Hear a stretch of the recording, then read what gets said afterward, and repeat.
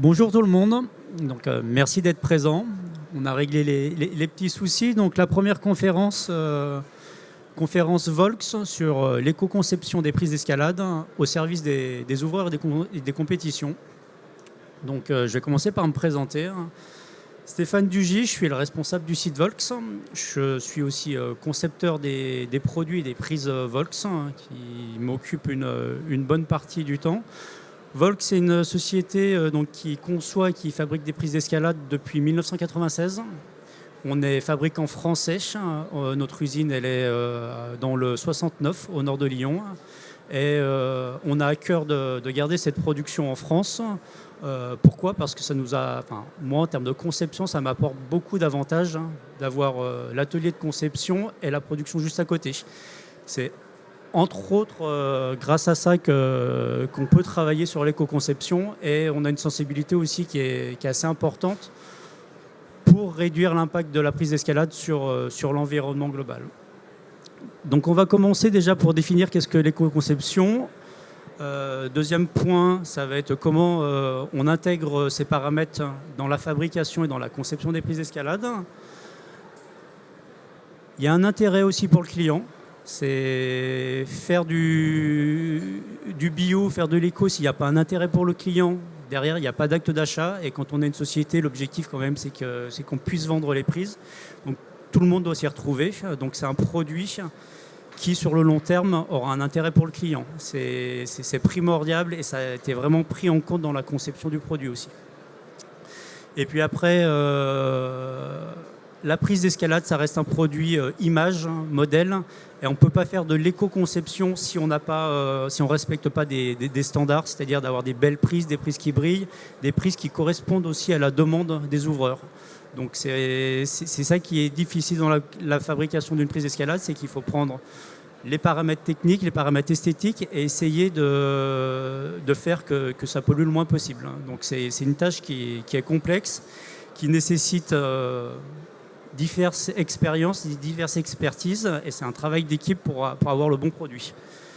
Et on va finir par une petite revue de notre gamme Volksum. Donc c'est toutes les prises Volks qui ont été éco-conçues.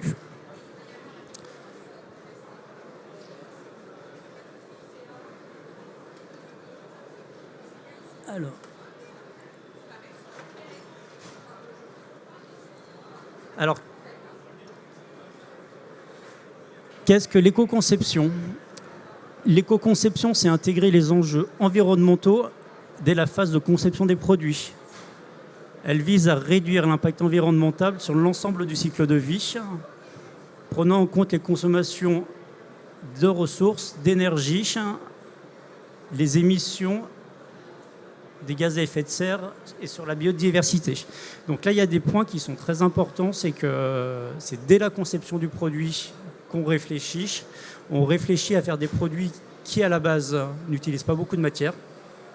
Donc, grosso modo, c'est des prises les plus légères possibles.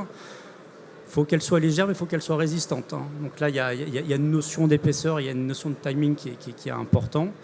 On travaille aussi sur des produits qui doivent être durables. Il ne faut pas que la prise s'use en très peu de temps ou que la prise se casse.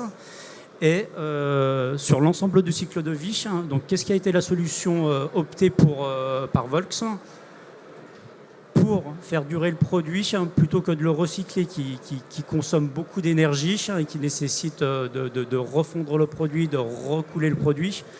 On a opté sur la solution de réparer. Donc, c'est-à-dire qu'un produit Volks, un produit Volksum, quand il n'a plus d'accroche, on récupère le produit et on va refaire la partie qui glisse avec du grain positif. Donc, sur toutes les analyses de cycle de vie, c'est vraiment la réparabilité qui est le moins impactant que toutes les autres solutions biosourcées, recyclage et ainsi de suite. Donc, nous, on va voir qu'on a vraiment un produit qui peut être réutilisé à l'infini quasiment. Tant que la structure de la prise n'est pas cassée, en fait, on peut réparer, on peut remettre une nouvelle couche.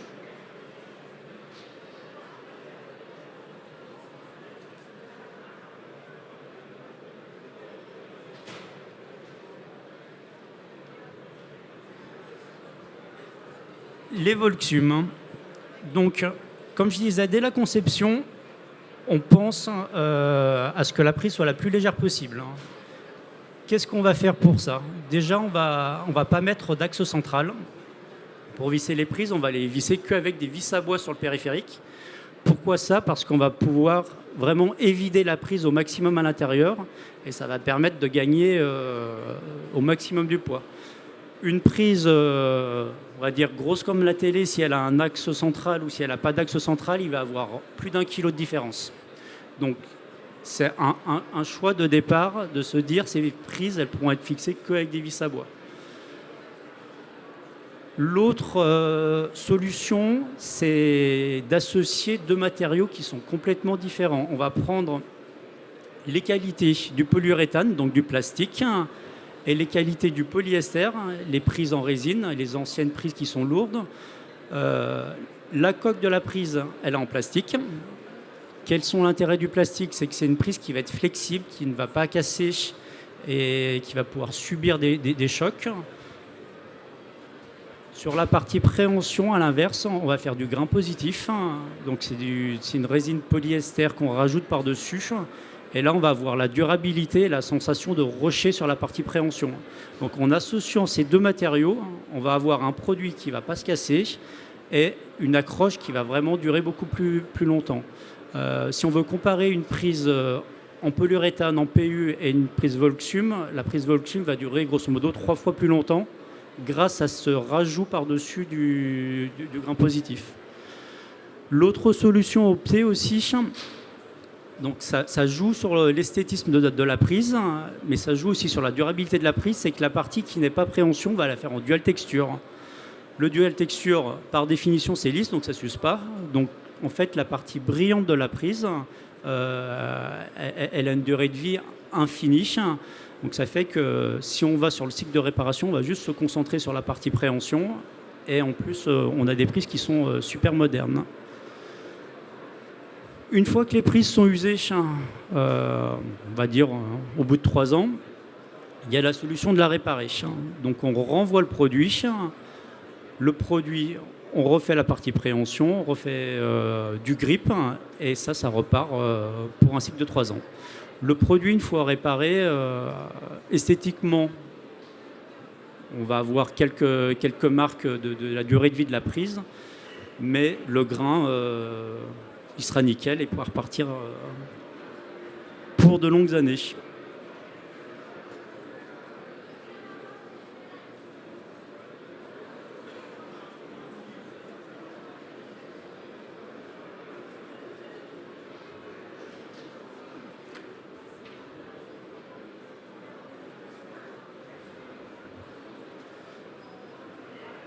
On va se faire un focus sur l'association des deux matériaux. Donc la coque est en PU, en polyuréthane, donc moins de casse au moment de la fixation de la prise, moins de casse quand on manipule la prise. Les prises, quand elles sont dans les caisses, elles ne vont pas se rayer non plus, ce qui peut être donc c'est pour ça que le polyuréthane, c'est super important. Aux professionnels qui sont présents et présents dans ce salon. Toutes les chers amis, d'ici 10 minutes à 11h30 démarrera donc la nouvelle conférence B2B sur l'Observatoire de l'escalade 2026 en compagnie de Michael Mayoem, Jean-Philippe Frey, Jesselin Bruyé, notre président de l'ISDE, et Alexis Mancio. Voilà, donc ce sera pour vous présenter un peu tous les chiffres, l'évolution de notre monde professionnel. Merci Lucas. Toutes les prises à partir de la taille L sont évidées. Donc taille L, c'est 12 cm, c'est entre 12 et 20 cm, c'est normé. Donc l'objectif, voilà, c'est d'enlever le plus de matière possible pour avoir une prise moins chère. Il y a deux intérêts. Il y a un intérêt écologique, c'est de consommer moins de matière, mais il y a aussi un intérêt économique qui fait qu'on va vendre la prise le moins cher. Parce que il faut savoir que sur une prise en plastique, il y a 40% du prix qui est défini par le coût de la matière et le nombre de kilos du produit. Nous, on parle souvent en kilos et moi, je définis mes prix en fonction du poids des prises. La partie non préhension donc, est en dual texture. Il y a un avantage, c'est que d'un point de vue design, c'est un look qui est moderne et qui est beau. Un avantage technique, hein, c'est que si on met la prise à l'envers, et ben la partie préhension pour ne pas se prendre en main, et ça va faire un pied glissant. Donc voilà, il y a différents intérêts d'avoir du dual texture. Et le dernier point, donc tout ce qui est préhension, va rajouter notre grain positif, et ça c'est vraiment pour avoir de la durabilité sur la partie préhension, et surtout une sensation d'accroche qui est typée blow. Ça fait un peu, donc c'est du grain positif, ça fait comme du grès, ça fait des petits aspérités positives. Une prise classique, c'est un grain négatif, donc c'est des petits trous, c'est ça qui fait l'appréhension de la prise. Sur ce produit, c'est des petits picots de sable qui font que ça accroche.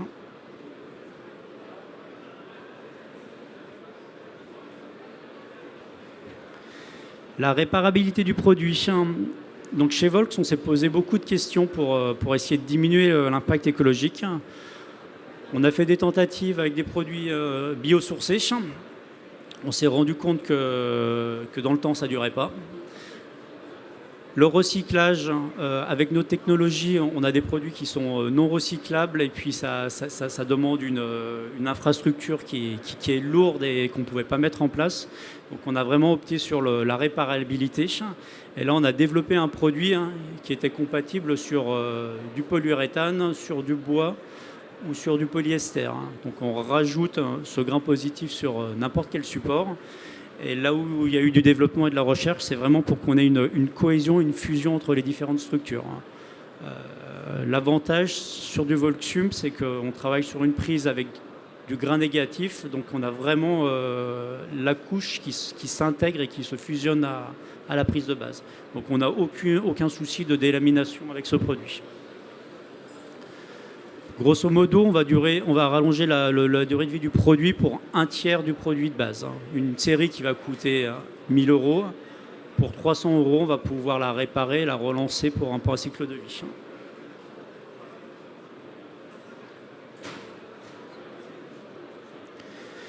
L'intérêt économique, donc il y a une phase en plus dans la conception. Donc le produit à la base, à l'achat, il est un petit peu plus cher. Mais si on se fait une petite analyse du coût d'utilisation, c'est-à-dire qu'on divise le coût de la prise d'achat sur le nombre d'années que ça va faire. Donc là, j'ai comparé des prises XS, M et XXL, du polyuréthane classique avec du Volxium. Donc on voit que, grosso modo, ça coûte 3 fois moins cher d'acheter du Volxium sur du long terme qu'une prise en PU classique. Au bout de la première année, si on a acheté une prise en PU classique, on sera obligé d'en racheter une nouvelle, alors que là, avec un Volxium, on va avoir une prise qui dure encore plus longtemps. Donc il y a un réel intérêt économique aussi pour le client, pour avoir un produit qui dure et pour avoir au final un investissement qui est moindre sur l'achat des prises d'escalade.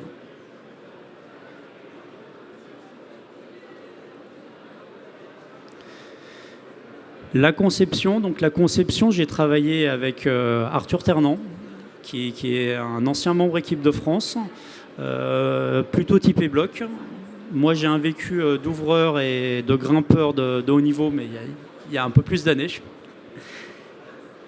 Là, ce qui a été intéressant, c'était que Arthur, il apportait vraiment sa vision moderne des prises d'escalade dans tant qu'ouvreur, et moi, j'avais la vision industrielle et fabrication. Donc, on a travaillé ensemble pour avoir des modèles qui répondent à la demande des ouvreurs, qui répondent à la demande des clients, mais tout en pensant à optimiser au maximum derrière la fabrication, le coût et l'impact sur l'environnement. Donc c'est une collaboration. Pour moi, je vois le shape comme l'ouverture de bloc. C'est un travail d'équipe, et c'est avec l'équipe qu'on va faire quelque chose de mieux.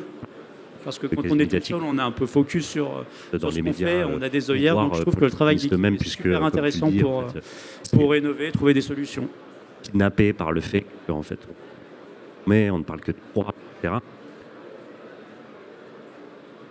La question, j'avais cité en introduction d'Inoxtag, et en fait, depuis Kaizen, depuis son documentaire, il y a eu en fait. Voilà toute notre gamme. Donc aujourd'hui, on a 9 séries différentes chez Volks, de Volxium.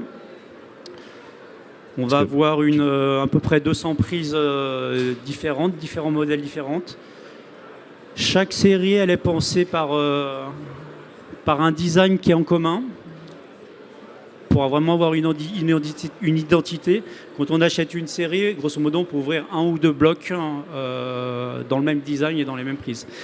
Les tailles sont variées, on va du XS ou XXL, et on essaye d'avoir les prises adaptées pour les ouvreurs.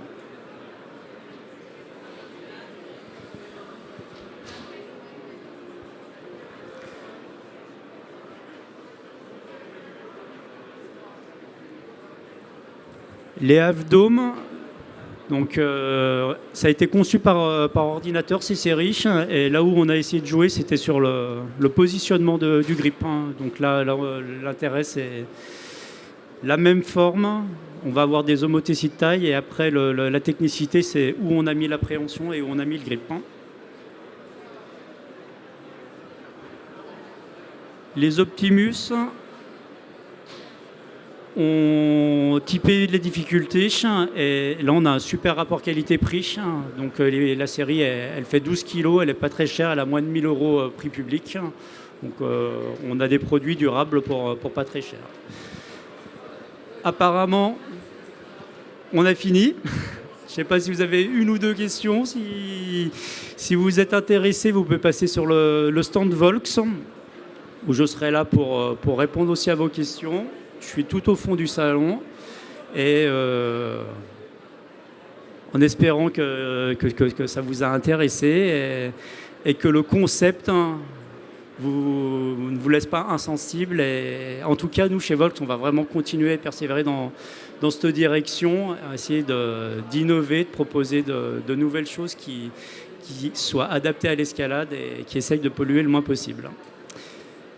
Merci pour votre attention. Si vous avez des questions, on se voit sur le stand Volks et je serai ravi de vous répondre. Merci.